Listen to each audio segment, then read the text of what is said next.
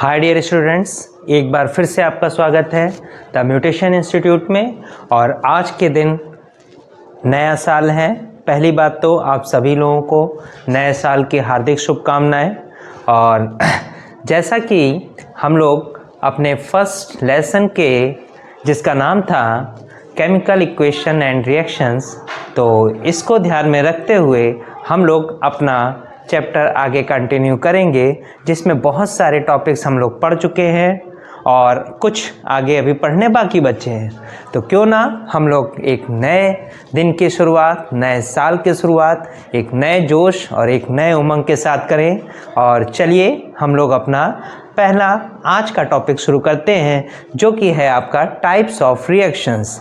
तो types of reactions में हम लोग देखेंगे कि कितने प्रकार की हमारी अभिक्रियाएं होती हैं और उन अभिक्रियाओं को एग्जाम्पल यानी उदाहरण के साथ समझेंगे।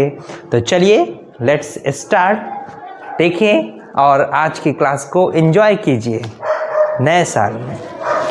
तो आइए अब हम लोग अपने टाइप्स ऑफ रिएक्शंस देखते हैं और कितने टाइप्स की केमिकल रिएक्शंस होती हैं इसको देखते हैं। तो चलिए देखिए, हमारी पहली रिएक्शन है कॉम्बिनेशन रिएक्शन। इसके बाद डीकम्पोजिशन रिएक्शन, जो कि डीकम्पोजिशन रिएक्शन डिवाइड है 3 पार्ट्स में, जिसमें आप देख रहे हैं thermal decomposition reaction, electrolyte decomposition reaction, photochemical decomposition reaction. इसके बाद हमारी 3rd नंबर की बारी आती है, जिसमें आपका डिस्प्लेसमेंट रिएक्शन है, और 4th हमारा डबल डिस्प्लेसमेंट रिएक्शन। इसके बाद हम लोग ऑक्सीडेशन एंड रिडक्शन रिएक्शन के बारे में डिस्कस करेंगे। तो इसमें जब देखेंगे कि क्या क्या है और किस किस तरह की इसकी डेफिनेशंस हैं और किस तरह के एग्जांपल्स इसके हैं, और सभी को हम लोग एक एक करके आराम से समझेंगे, जिससे आपको प्रॉपर कॉन्सेप्ट क्लियर हो। तो चलिए हम लोग अपने पहले कॉम्बिनेशन रिएक्शन की तरफ चलते हैं, फिर उसके बाद फर्दर नेक्स्ट हम लोग टॉपिक को क्लियर करेंगे, जो कि हमारा डिकम्पोजिशन रिएक्शन होगा।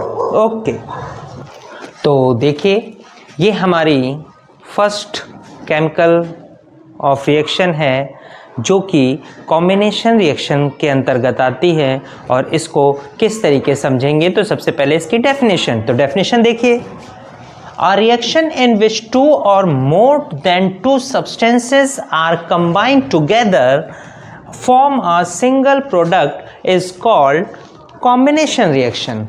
यानी कि जब किसी रिएक्शन में यानी अभिक्रिया में 2 या 2 से ज़्यादा सब्सटेंस आपस में कंबाइन होते हैं, तो एक सिंगल प्रोडक्ट को फॉर्म करते हैं और वो हमारी कॉम्बिनेशन रिएक्शन हो जाती है। तो इसको और अच्छी तरीके से समझने के लिए हम लोग अपना एग्जाम्पल लेते हैं और एग्जाम्पल के थ्रू इसे समझते हैं। तो चलिए देखिए हमने कौन कौन से एग्जाम्पल अपने इस वीडियो में ले रखे हैं। तो आइए देखिए, पहला यहाँ हमारा जो दिख रहा है हाइड्रोजन एंड क्लोरीन।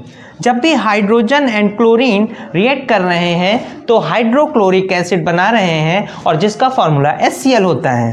ठीक, अदर मैग्नीशियम एंड ऑक्सीजन, जब ये दोनों आपस में रिएक्ट कर रहे हैं तो मैग्नीशियम ऑक्साइड बना रहे हैं।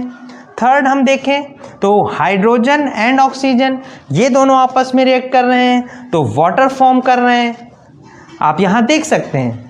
और सबसे बड़ी बात, इन तीनों में आप अगर देख रहे होंगे तो आपको एक बात दिखाई दे रही होगी कि इन तीनों रिएक्शनों में आपके एलिमेंट्स जो हैं वो एक दूसरे के साथ जुड़कर एक प्रोडक्ट बना रहे हैं। तो यहाँ इसीलिए मैंने यहाँ पे लिख भी दिया है कि combine 2 elements to form a product, यानी 2 एलिमेंट्स आपस में जुड़कर एक हमारा प्रोडक्ट बना रहे हैं। तो अगला देखिए, कैल्शियम ऑक्साइड। कैल्शियम ऑक्साइड का फॉर्मूला CaO होता है, और ये अगर वाटर के साथ रिएक्ट कर रहा है तो कैल्शियम हाइड्रोक्साइड बना रहा है, जिसका फॉर्मूला CaOH का होल ट्वाइस होता है। अगर दूसरे रिएक्शन की तरफ चलें तो देखेंगे कि ये आपका सोडियम ऑक्साइड है, और सोडियम ऑक्साइड वाटर के साथ रिएक्ट करके सोडियम हाइड्रोक्साइड को फॉर्म कर रहा है। तो सोडियम हाइड्रोक्साइड ये आपका NaOH होता है। और अगला देखें तो अमोनिया NH3 इसका फॉर्मूला होता है, और हाइड्रोक्लोरिक एसिड जिसका फॉर्मूला HCl, और ये दोनों जब हमारे कंपाउंड आपस में रिएक्ट करते हैं तो अमोनियम क्लोराइड बनता है। तो अब यहाँ पे एक और चीज़ आपने देखी कि इस रिएक्शंस में आपको दिख रहा होगा कि यहाँ पे दो कंपाउंड आपस में जुड़ रहे हैं, क्योंकि ये हमारे एलिमेंट नहीं है, ये एलिमेंट्स आपस में कंबाइन होकर कंपाउंड बना रहे हैं। और यहाँ पे कैल्शियम ऑक्साइड एक कंपाउंड है। इसी तरीके हाइड्रोजन और ऑक्सीजन आपस में मिलके वाटर बना रहे हैं और ये भी हमारा एक कंपाउंड है। तो यहाँ पे जो ये तीनों रिएक्शंस हमने ले रखी हैं वो हमने ये आपको ये शो करने के लिए दिखाई हैं कि आपके कंपाउंड भी आपस में जुड़कर कॉम्बिनेशन रिएक्शन को फॉर्म करते हैं। यानी देख लीजिए यहाँ पे मैंने आपको शो किया है, combine two compounds to form a product, यानी कंपाउंड भी आपस में जुड़कर क्या कर सकते हैं, एक सिंगल प्रोडक्ट को फॉर्म कर सकते हैं।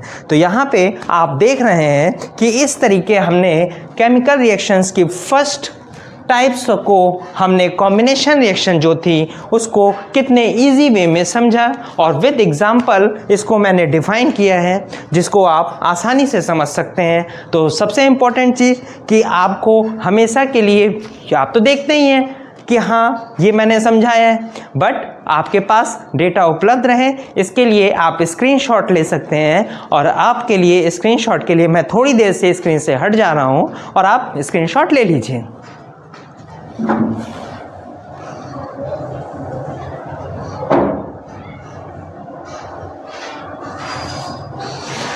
तो आई थिंक अब तक आपने स्क्रीनशॉट ले लिया होगा। अगर हम डीकम्पोजिशन रिएक्शन के बारे में बात करते हैं तो डीकम्पोजिशन रिएक्शन कैसी होती है, देखिए हम लोग कैसे समझते हैं। आइए, डीकम्पोजिशन रिएक्शन का यहाँ पे आप डेफिनेशन देख रहे हैं, a reaction in which one compound splits up into two or more simpler substance are called decomposition reaction।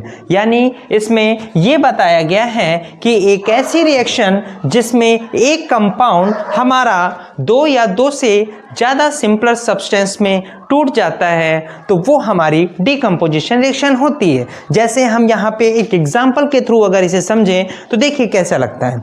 यहाँ पे आपका ये पोटेशियम क्लोरेट है जो बना हुआ है पोटेशियम क्लोरीन और ऑक्सीजन से मिलकर, और जब इसको हम लोग हीट करते हैं तो यहाँ पे एक बात आपको और दिमाग में रखनी होगी, हीट में अब यहाँ पे हम आपको ये सिंबल यूज़ कर रहे हैं जो कि आपका ट्रायंगुलर शेप है और इसे डेल्टा के नाम से जाना जाता है।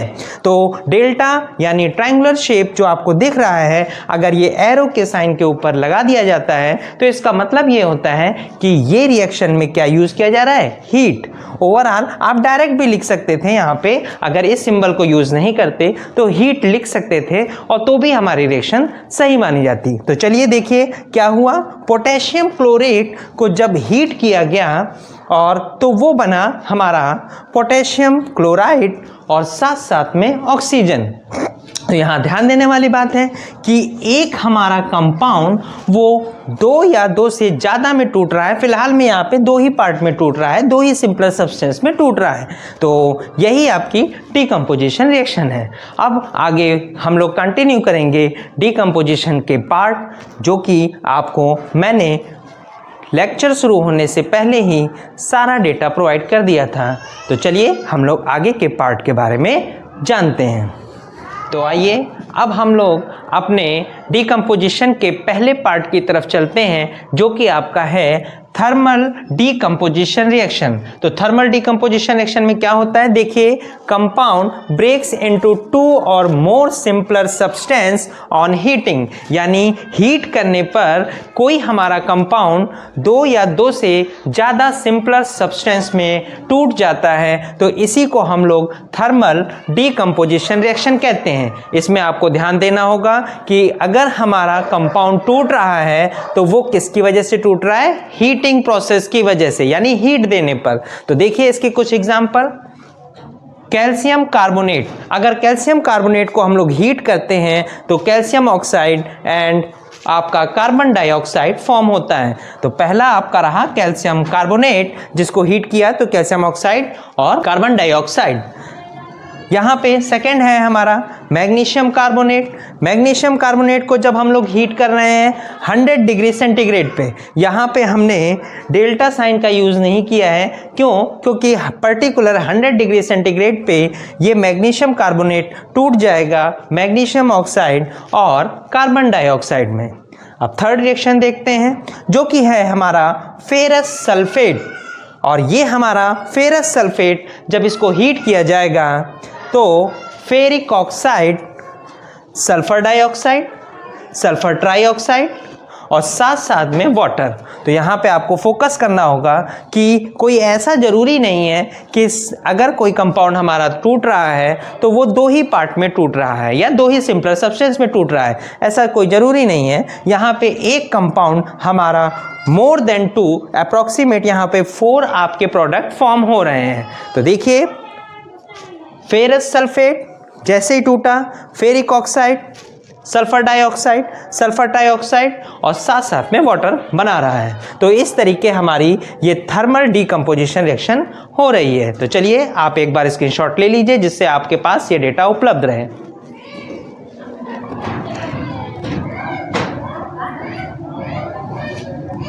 स्क्रीनशॉट ले लिया होगा। अब हम लोग अपने नेक्स्ट पार्ट की तरफ चलते हैं। अब हम लोग पार्ट सी की तरफ चलते हैं जो कि आपका फोटोकेमिकल डिकम्पोजिशन रिएक्शन वो है। तो चलिए देखिए क्या क्या है इसमें।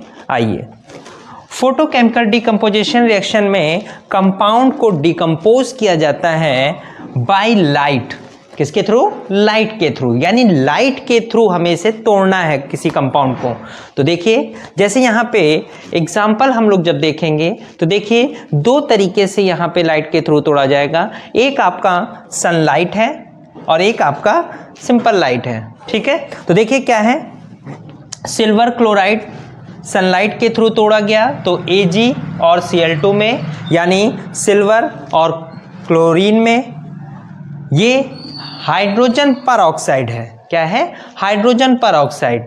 ध्यान दीजिएगा, मैं कोई भी कंपाउंड बोल रहा हूँ या लिख रहा हूँ तो उसको उसके फॉर्मूला के साथ साथ उसका नाम भी बोलता हूँ और इस नाम को आपको नोट करते रहना होगा, क्योंकि इस तरह के बहुत सारे ऐसे कंपाउंड होते हैं जिनके नाम बच्चों को याद नहीं रहते हैं। इसलिए हमेशा याद रखिए कि जब भी मैं फॉर्मूला बोलूँ तो उसके साथ जब उसका नाम भी बोलूँ तो वो आपको याद रखना होगा। नहीं हो तो कहीं पे पेंसिल या किसी कॉपी में इसको नोट कर लिया करिए। तो चलिए देखिए, तो हाइड्रोजन परऑक्साइड को सनलाइट के थ्रू हाइड्रोजन और ऑक्सीजन में तोड़ दिया जाता है।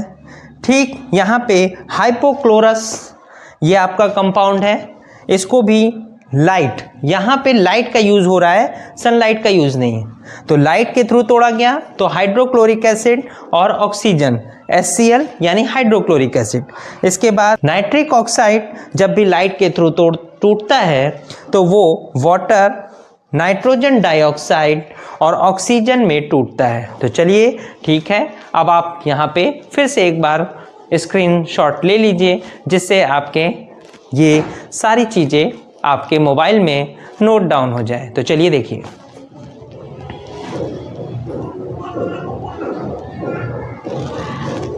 और अब हम लोग जब आगे पढ़ेंगे तो डिस्प्लेसमेंट रिएक्शन क्या होती है, डबल डिस्प्लेसमेंट रिएक्शन क्या होती है, ऑक्सीडेशन रिएक्शन क्या होती है और रिडक्शन रिएक्शन। इसी के बाद हमारा इसी में ही रिडॉक्स रिएक्शन भी है। तो ऑक्सीडेशन और रिडक्शन के साथ भूलिएगा मत, रिडॉक्स रिएक्शन भी पढ़िएगा। अब लगभग हम लोग अपने चैप्टर के क्लोज की तरफ चल रहे हैं। 1 या 2-3 वीडियो में ये ओवर हो जाएगा चैप्टर। फिर इसके बाद हम लोग इस चैप्टर से रिलेटेड कुछ इंपॉर्टेंट क्वेश्चन को सॉल्व करेंगे और फिर हम लोग फर्दर आगे के चैप्टर पे चलेंगे। तो चलिए देखिए, यहाँ से आपका ये टॉपिक क्लोज कर रहे हैं और डिस्प्लेसमेंट और डबल डिस्प्लेसमेंट की तरफ चलेंगे। फ़िलहाल के लिए आज के लिए इतना ही, और आपको मेरे वीडियो को कमेंट, लाइक और शेयर ज़रूर करते रहना है, और जिससे मुझे आपका प्रोत्साहन मिलता रहे और मैं आगे इसी तरीके आपके लिए अच्छे अच्छे वीडियो बना सकूं। तो ठीक है, और आज का दिन आपका अच्छा हो। मेरे ख्याल से चूँकि ये वीडियो शाम को अपलोड होगी तो तब तक आप लोग एंजॉय कर चुके होंगे। नए साल के लिए एक बार फिर से आप लोगों को नए साल के बहुत बहुत ढेर सारी शुभकामनाएं, और आप लोग एंजॉय कर लिए होंगे क्योंकि ये वीडियो शाम तक अपलोड होगी। तो okay, bye bye, take care.